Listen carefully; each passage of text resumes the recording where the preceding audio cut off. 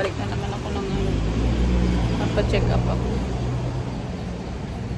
Check up ako ulit, babalik ako sa hospital kasi hindi pa rin nawala yung infection. Kaya babalik ako doon para kung ano sasabihin ng doktor, kung kailangan i-confine ako or what.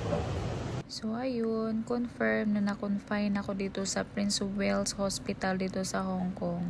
Dahil nga nung madaling araw nung Monday ay talagang masakit talaga yung tiyan at buong puson ko, kaya talagang sinabi ko sa amo ko na masakit talaga siya. At ito pa yung panahon dito sa Hong Kong, mulan-ulan pa siya, di ba? Ang laki ng building, ang laki ng hospital dito sa Hong Kong. Tapos ganyan pa yung panahon. Sino bang hindi malulungkot niyan?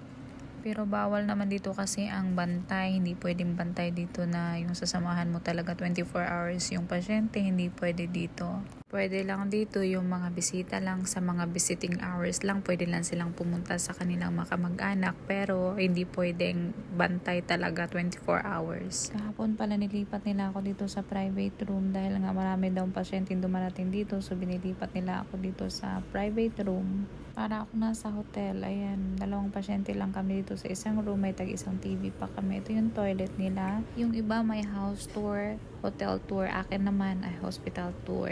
So ayan, ang ganda ng toilet nila dito. Ito yung room. Talagang maganda talaga siya. Dahil kararating lang natin dito sa room nating bago, mag-aayos muna tayo ng ating sarili. Mag-toothbrush muna tayo dahil galing tayo sa kabilang room or yung dun sa 5th floor na maraming pasyente. Dito naman ay 2 lang kami. Hindi ko nga alam bakit ako yung napili nilang ilipat dito. Diba? Masasabi ko bang swerte ako sa sakit ko? Siguro hindi naman siguro ako swerte sa sakit na to. Sino bang suswertehin ng sakit? Diyos mio marimar. Sana mawala na yung sakit ko dahil gusto ko pang maglakbay ng malayo. Marami pa akong gustong maabot o makarating ako sa iba't ibang lugar. Gusto ko pang ganun, yung ma-experience kung ganun ba. Dahil deserve ko naman siguro na maakamtan yun dahil nga sa dami ng dinanas ko sa buhay na napakahirap. Mga taong part sa buhay ko or naging part ng buhay ko para maabot ko yung gusto kong marating. Maraming salamat sa inyo. At kung darating man yung time na mas makalimutin ako kumpara ngayon dahil nga ngayon ay aminado ako talaga makalimutin ako ngayon. Kaya ngayon pa lang ay magpapasalamat na ako sa inyo habang nandyan pa yung aking memory o diba, especially kay Ma'am Gina, sa mga taong tumulong sa akin nung nag-working student pa ako, sa mga kaibigan ko, mga naging kaibigan ko, kahit hindi man tayo na nag-uusap or hindi na tayo nagkakamustahan, ay nagpapasalamat pa rin ako sa inyo dahil naging part kayo ng buhay ko. Ayan, paglabas natin ng toilet ay nandyan na yung ating dinner. Kumbaga hinatid na yung ration natin. So dinner time na yan. May binigay pala silang sabaw, kanin, tapos gulay, tsaka yung chicken with cream. Ayan. Ito naman yung breakfast kanina. So today is Wednesday. So ayan yung breakfast naman na sopas, tsaka may egg at bread. Breakfast in bed. Ayan na, kain na tayo guys.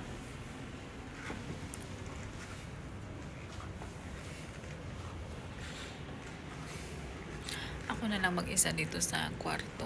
Mga solo. Na-solo ko na yung room. Parang ako naka-quarantine dito. So ito yung labas ng ano dito. Para ako naka-hotel. Mag-isa lang ako dito sa sa room. Baga, ayan. Ito yung isang bed para sa pag may darating na pasyente. Private room. May TV kami dito. Ayan, tag-isa kami. So, eto 2 lang kami pasyente saan. Pero lumabas na yung isa kanina. So, mag-isa ko na lang naiwan. Baka mamaya merong darating kasi inayusan na nila yung sa kabilang bed. Kaya yun. Dahil nga, sobrang katin ng ulo ko kaya naligo ako. Ayan. Kaso nga lang, nakalimutan ko pala magdala ng suklay. Wala akong suklay. Yun lang ang mahirap ngayon. Yung pag magpapatuyo tayo ng buhok na walang blower, wala tayong hair blower, wala tayong suklay, o saan ka pa makahanap niyan? Sampay ko lang yung towel ko doon kasi basa pa. So mamaya iligpit ko lang. Naantay ko na lang yung na-admit pala ako nung Monday. So today is Wednesday. Nung Monday, sobrang sakit ng tiyan ko. Talagang hirap umiyak na ako doon sa doktor. Sobrang sakit talaga kasi hanggang hanggang dito sa may hanggang dito sa may abdomen ko na. Yung dito sa may tiyan, dito sa may dito banda, tapos yung dito sa may puson, sa buong puson ko. Halos hindi ako makagalaw. Ang sobrang bagal ng paglalakad ko kasi sobrang sakit talaga. Buti nga ngayon medyo medyo okay na. Hindi naman ako nakaswero. Hindi na ako eto lang, nilagay lang nila para doon sa antibiotics ko na isasaksak nila sa akin kasi liquid yung nilalagay nila. Every tusok nila sa akin, dalawang klaseng antibiotic agad yung binibigay nila sa akin. Kaya medyo medyo umunti yung sakit, pero masakit pa rin. So wala tayong magagawa. Ang baga tiyagaan natin, tiisin natin.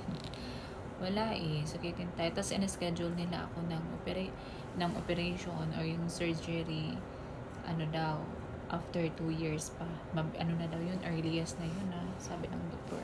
Hindi nila gagawin yung opera ngayon kasi operahan lang daw ako pag tuloy-tuloy yung lagnat ko, both side down ng fallopian tube ko yung kakat nila kasi doon daw lagi pabalik-balik yung infection ko.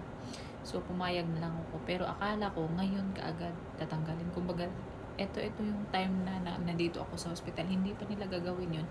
After 2 years pa daw, pinaka-earliest na yun. Kasi usually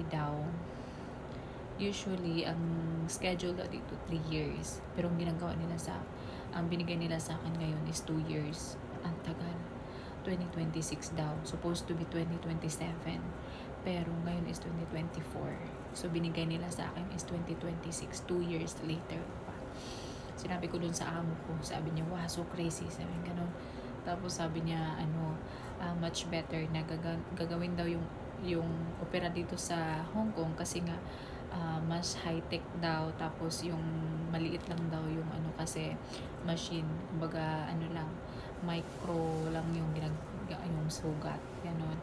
Tapos mas professional daw dito. Ganyan yung sinasabi niya. So sabi ko nga sa isip ko, nandito pa kaya ako ng 2 years? O buhay pa kayo ako ng 2 years, diba? Sabi ko nga, sinagot ko si amo ko, sobrang tagal nga. Sabi ko, earliest na daw yun. Sabi ko, sobrang tagal ng binigay nilang schedule. Earliest na daw yun. Siguro, mamatay muna yung pasyente bago magkaroon ng bago dadating yung schedule. Wow, so crazy. Sabi nga ng amo ko. Kaya mo natin magagawa. Kaya yun nga, sabi niya, much better na gagawin dito sa Hong Kong. Kaya yun, mag-expect na naman siguro yung amo ko na ganun katagal ako dito. Ay, nako. Mahirap. Pati yung ulo ko. Aray ko, mag-isa lang ako dito sa kwarto. Parang inarkil ako yung buong room. Kasi nung nakaraan, maraming pasyente yung katabi ko dun. May mga edad na din. Pero, maternity, lang din naman, OB ward din siya. Pero nilipat ako dito sa private ward. Kaya sinabi ko nga dun sa nurse kahapon, kasi pinaalam nila sa akin na ililipat na daw ako sa private ward. So sabi ko, paano yun? How about the bill?